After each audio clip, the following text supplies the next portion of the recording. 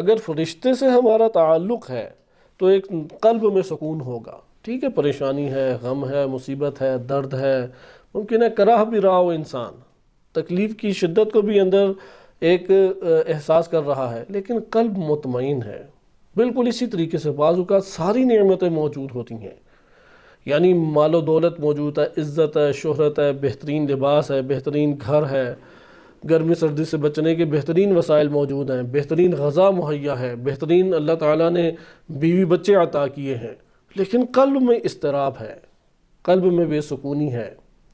وہ خواب آور دوائیاں لے کے سوتا ہے، نیند نہیں اصلاً آتی، ایک ٹینشن سی اندر موجود ہے، خوف کا ایک عجیب احساس موجود ہے. آپ کہیں گے سب نعمتوں میں تم ڈوبے ہوئے ہو، اس کے باوجود کیوں یہ تلخی اور اضطراب کا تمہیں ایک احساس ہے؟ آج کل یہ والی بیماری زیادہ پھیلتی جا رہی ہے دنیا بھر میں. ہوتا وہ سکون کے عالم میں ہے، مستقبل کے فقر سے ڈر رہا ہے، مستقبل کی موت سے ڈر رہا ہے، مستقبل کے مرض اور ضعف اور ناتوانی سے گھبرا رہا ہے.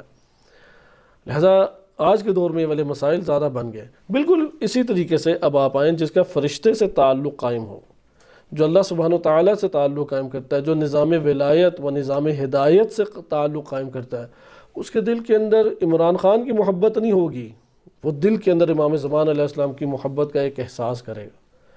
وہ انتہائی جذباتی حمایت جو کرے گا وہ اس نظام ہدایت کے ولی کی کرے گا، اپنے وجود کے اندر اس ولی کا احساس برپا کرے گا، اس کا تذکرہ زیادہ کرے گا کہ جس ولی کی ولایت سے اس کا قلب متمسک ہے. اسی طریقے سے اگر نظام ہدایت کے ساتھ وابستہ ہے، قرآن کی طرف رغبت ہوگی، اہل ایمان اسے اچھے لگیں گے، اہل ایمان کا حلیہ اسے اچھا لگے گا، وہ نماز کی طرف رغبت اختیار کرے گا، ترک ہو جائے، کوئی گناہ ہو جائے اس کی وہ پشیمان ہوگا، نادم ہوگا. یہ ہے ملائکہ کے درمیان.